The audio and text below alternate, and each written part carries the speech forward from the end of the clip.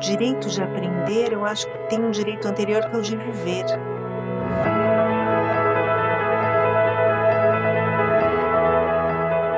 A escola é um lugar que todo mundo se reúne, todo mundo brinca, um lugar protegido, que é uma casa assim que todo mundo cuida.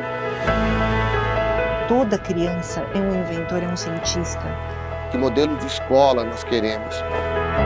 Muitas pessoas esperam assim, a criança como algo que um dia vai ser, né? E a criança não é um dia, ela é hoje. Eu sou movido por esse desejo de que as crianças tenham mais voz, para que as crianças sejam melhor compreendidas. Isso vai ser uma coisa inesquecível, eu nunca vou esquecer do que nós fizemos aqui nesse colégio.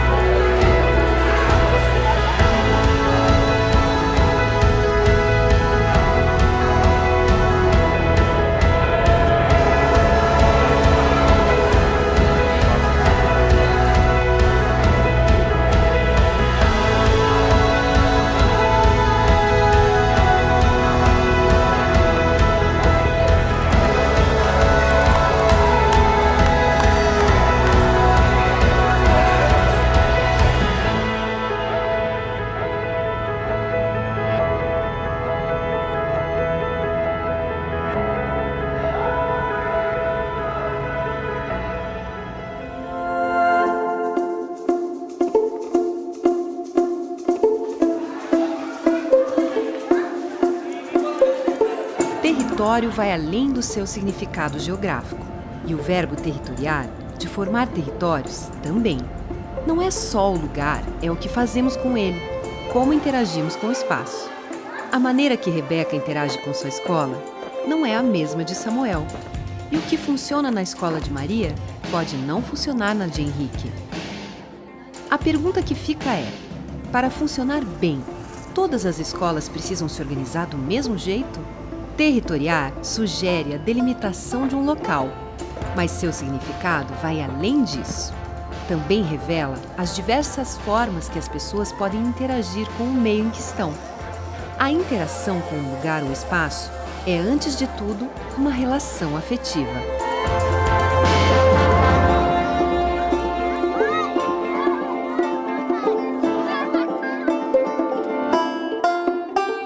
Além de nós sermos filhos de uma família, a gente é filho de uma casa, a gente é filho de um bairro, a gente é filho de uma cidade, de um território.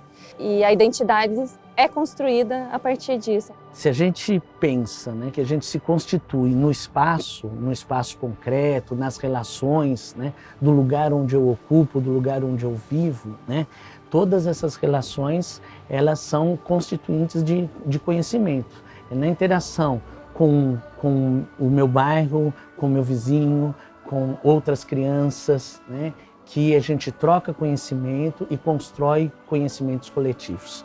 O Milton Santos também traz um pouco essa relação da importância do território enquanto o espaço onde a gente de fato existe, né? Onde a gente de fato se constitui enquanto sujeito. E enquanto a gente se constitui enquanto sujeito, a gente também constitui esse lugar, esse local, esse espaço.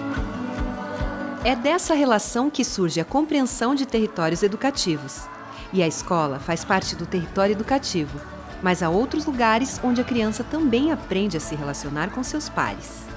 Como que a gente derruba os muros da escola para olhar esse território, esse bairro, essa cidade, essas pessoas que ali habitam, tem sido um espaço de pesquisa e cada vez mais necessário dentro de um projeto político-pedagógico.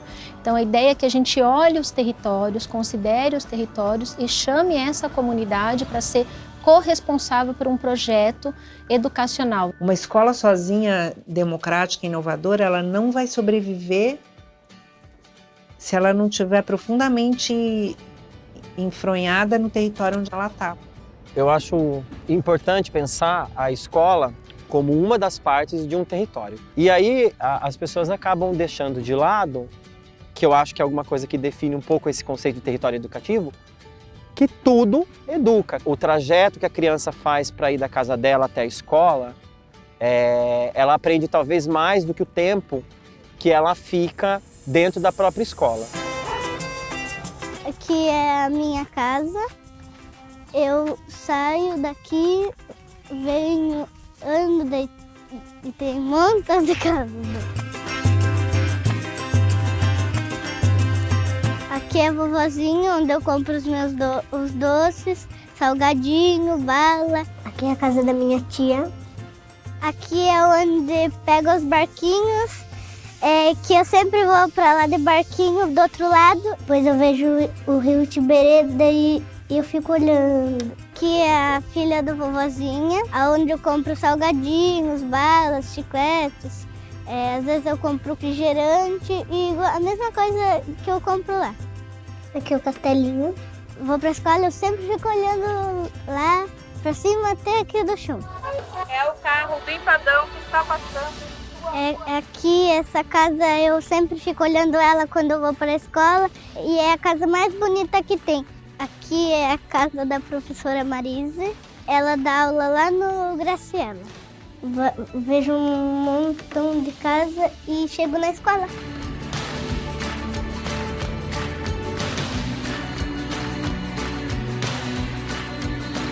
E aqui é a minha escola. O nome dela é Escola Graciela. Além de estabelecer relações com o território em que se insere, as crianças também são influenciadas pelos espaços físicos que compõem a escola.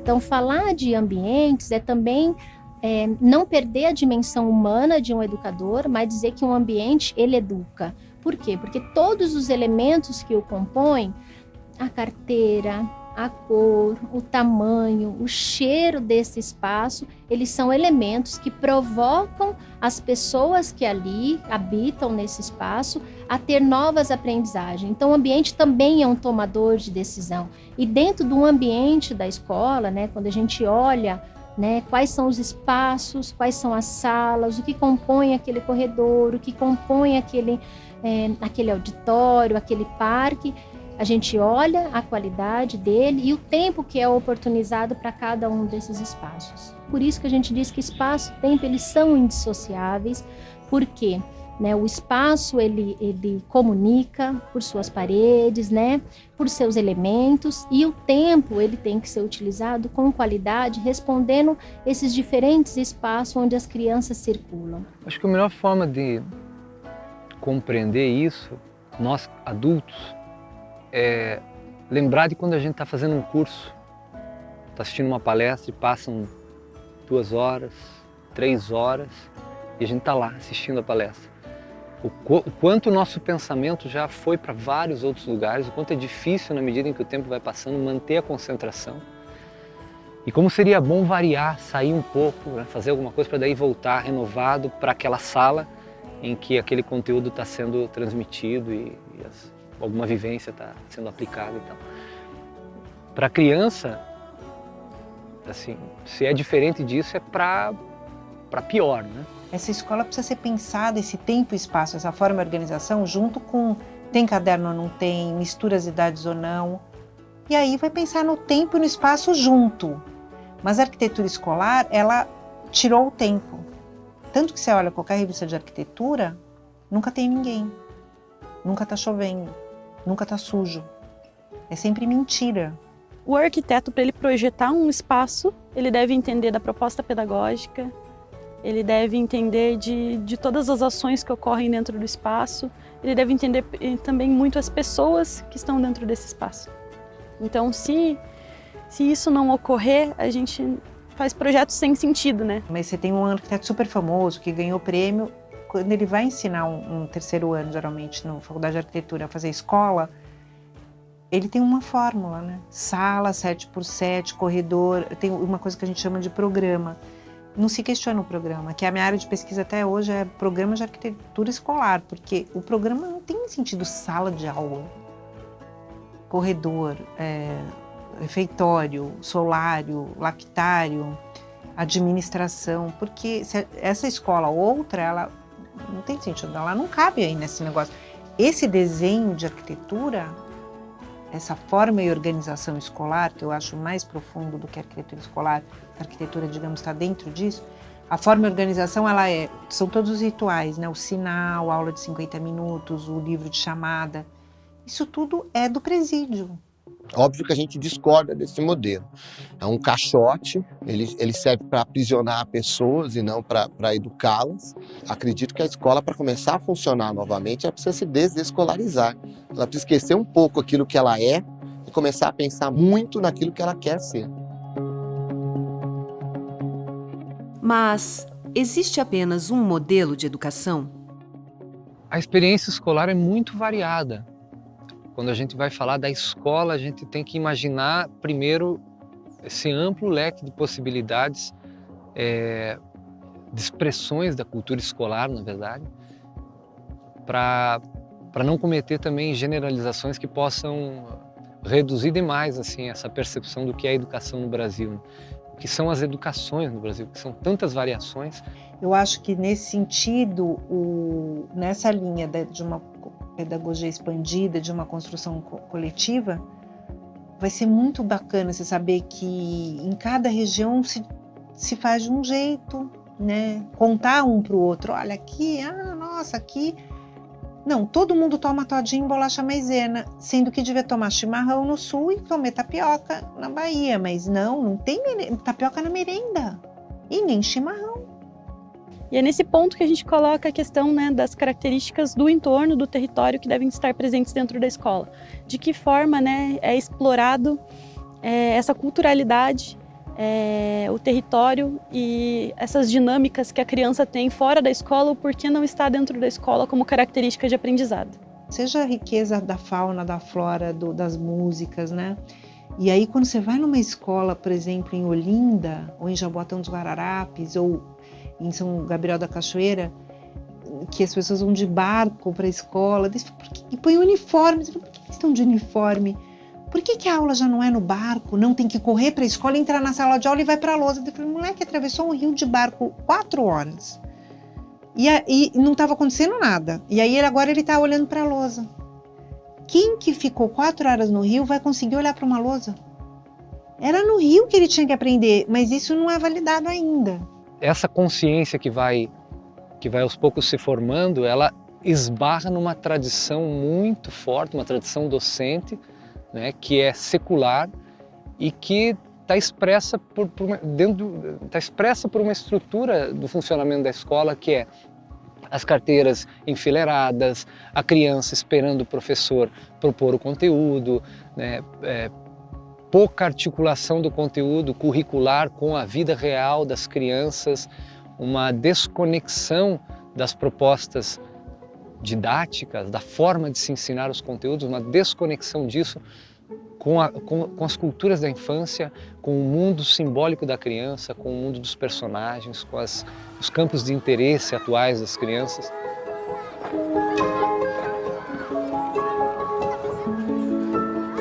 E como podemos conectar o universo da criança com a educação? Qual o papel do brincar na escola? Dentro da escola tem 2 dimensões do brincar muito visíveis. Uma daquela da criação, da improvisação da criança, que é motivada por essa inquietude infantil de lidar com as suas angústias, com as suas memórias, suas referências culturais. Quando a criança brinca espontaneamente, aí não tem nome a brincadeira. Aí surge um monte de coisa.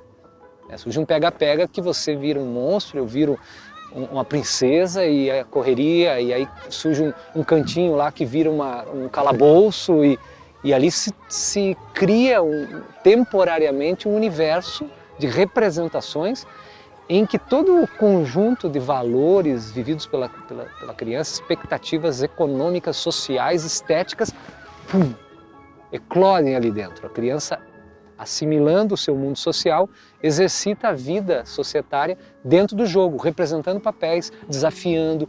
E a outra dimensão é a dimensão da brincadeira, do jogo, que ele é estruturado, que o professor de educação física ensina, que ele está na quadra, que ele tem que ser aprendido, porque ele representa também um conhecimento estruturado. Tanto a dimensão espontânea quanto a dimensão mais conduzida da brincadeira tem que ter o seu tempo dentro da escola. O que a gente vê com mais frequência é a dimensão conduzida, é a dimensão mediada pelo adulto. No processo educacional, adultos e crianças estabelecem relações distintas entre si. Ouvir as crianças e deixar que elas tomem decisões que influenciam o seu dia a dia é um dos papéis que os educadores podem assumir. A escuta dentro do processo educativo é uma temática que tem que ser bastante recorrente, porque a gente está falando de um processo educativo que é voltado para a criança. Para eu escutar essa criança, eu preciso ter uma compreensão clara de quem é essa criança. A concepção que eu tenho da criança é o que vai delimitar e o que vai nortear as minhas ações pedagógicas. Quando eu falo em escuta, eu estou falando num processo educativo com a criança, não para a criança. Para mim, a escuta tem que ser intergeracional, não é só escutar as crianças. Eu acho que é um pouco falar com a criança que está no adulto dormindinho, sabe? Porque esse adulto, a criança dele foi desrespeitada. Então, ele também, quando ele vê uma criança falando, ele não gosta. Por que apenas nós, adultos, teríamos a capacidade de dizer o que é melhor para a criança ou para o adolescente, né? Elas mesmas é que vivem essas realidades. A gente fala que a participação, ela deve se estender nos diferentes níveis, né? Ela começa desde dentro de casa, né? Então pensar, por exemplo, como que a gente gere o ambiente dentro da nossa casa. Será que os pais escutam o que as crianças acham sobre como deveria ser esse espaço da casa? E aí isso vai se estendendo nos outros espaços. Então, dentro da escola, né? Será que a criança é ouvida? Será que a visão, o olhar dela sobre como deve ser aquele espaço é ouvido, é considerado? Né? Então, a criança poder participar das tomadas de decisão, de pensar como que deve ser a escola, dos mecanismos de gestão dessa escola, dos mecanismos de avaliação, né? Do conteúdo. Então, essa participação ela vai se estendendo depois também ao bairro, à comunidade, inclusive nos espaços políticos. Você me pergunta como eu vejo isso. Poxa, eu saio daqui exultante quando eu vejo 200, 300 crianças vindo aqui num sábado fazer um debate. Agora, eu tenho certeza que eles saem muito mais do que eu, porque eles não são ouvidos na sociedade. Muitas vezes não são ouvidos dentro de casa e, de repente, abre-se um espaço para que eles venham aqui dizer o que eles querem e eles no dia seguinte ou nos momentos que sucedem essas assembleias, eles começam a ver aquilo que eles querem realizado, só fortalece a participação social deles. Quando a gente fala em participação, não quer dizer que a criança, quando ela é bebê, ela já vai sair lá no berço gritando, né, eu quero direito tal, reivindicando dessa maneira os seus direitos. Mas é reconhecer que nos diferentes momentos do desenvolvimento infantil, ela vai ter condições diferentes de exercer esse direito à participação ou qualquer outro. Então, por exemplo, quando a criança ela chora, quando o bebê chora, de alguma maneira ele já está reivindicando um direito. Ele está ali dizendo, eu preciso de alimentação, eu preciso de higiene, eu preciso que pare a dor que eu estou sentindo. Os desafios de questionar modelos tradicionais de educação, conceber mudanças nos ambientes escolares e trazer crianças e jovens para o papel de protagonistas motivou a criação do Territoriar. O projeto busca promover a qualidade da educação, a permanência escolar por meio da participação da comunidade na ressignificação dos espaços da escola no primeiro ciclo do ensino fundamental de escolas públicas do país.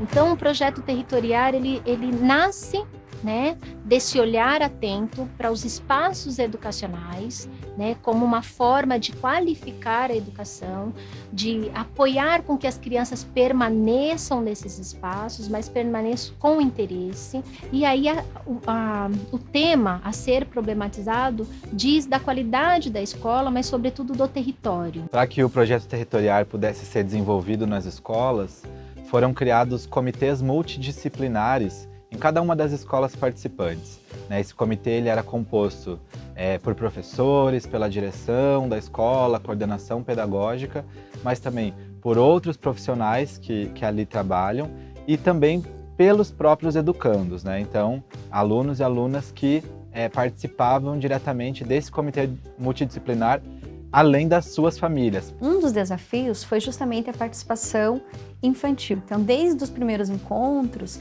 a conversa era no sentido que a voz dentro do comitê ela era igual, da criança, do educador, do diretor, equipe de secretaria que fazia parte. Por quê? Para valorizar essa participação e termos outros olhares. O trabalho com as crianças, na verdade, nunca foi feito assim dessa forma, né? Deixar aberto as crianças para colocarem suas ideias, suas sugestões, assim, a gente não tinha esse hábito de fazer, sabe? O projeto trouxe isso para nós, né? A gente aprendeu a ouvir mais as crianças, porque a escola é deles também, né? Se faz por eles, né? No primeiro comitê, a gente foi conversando assim, e fiquei meio assim, perdida assim, no que estava conversando. Caminhamos pela escola, fomos anotando assim, o que tinha de bom e o que tinha de ruim. Até que chegamos no comitê que nós definimos quais seriam os lugares reformados. Quando começamos a pensar, dá-se o conflito entre aquilo que os adultos pensam para a escola e entre aquilo que as crianças pensam para a escola. Prevaleceu aquilo que as crianças pensam. A gente deu ouvido para aquilo que elas estavam gritando para a gente, que era preciso humanizar mais o espaço. E a partir desse movimento de escuta, desse movimento de formação, desse movimento de debate ali dentro desse comitê multidisciplinar, é que surgiram então as ideias, as propostas do que poderia ser transformado dentro dessas escolas. O que é isso daqui? Para que ele serve? Se eu mudar o formato, ele vai deixar de ser um cabide? Sim. Será que a gente consegue transformar ele em algo totalmente diferente? Topa um desafio?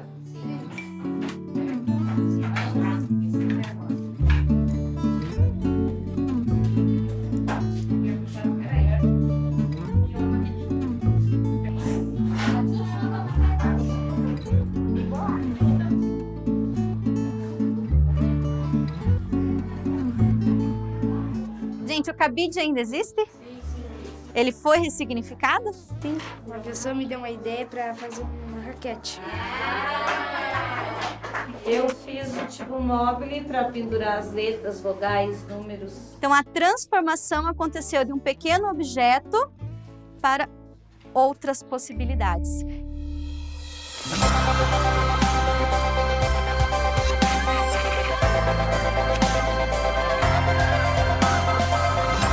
As ressignificações do projeto territorial foram realizadas considerando a convivência, a humanização, a ludicidade, a investigação e o sentimento de pertencimento em cada um dos 15 territórios em que atuou.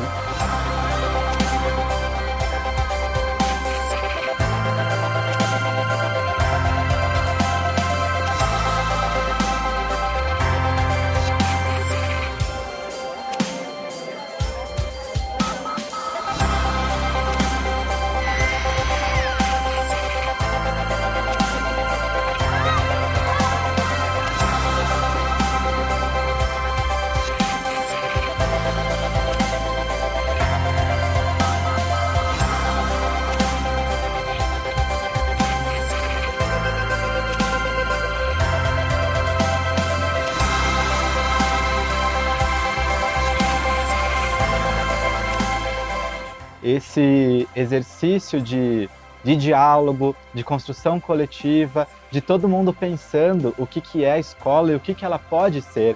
E depois disso tudo, a obra ela vem coroar esse processo, inclusive para perceber como os meus sonhos, os nossos sonhos, eles podem se tornar realidade. A capacidade das pessoas foi mudando, tipo, o comportamento nosso mudou muito, bastante, porque quando aqui era abandonado, aqui até o professor era xingado. Agora não, agora que mudou aqui, o ambiente ficou mais leve, eles perceberam que com a ajuda dele, dos pais dele e com a ajuda de vocês, nós podemos conseguir o que a gente quer. O projeto territorial, ele colocou as pessoas para se ouvirem, mais do que para falar, assim, para se escutar.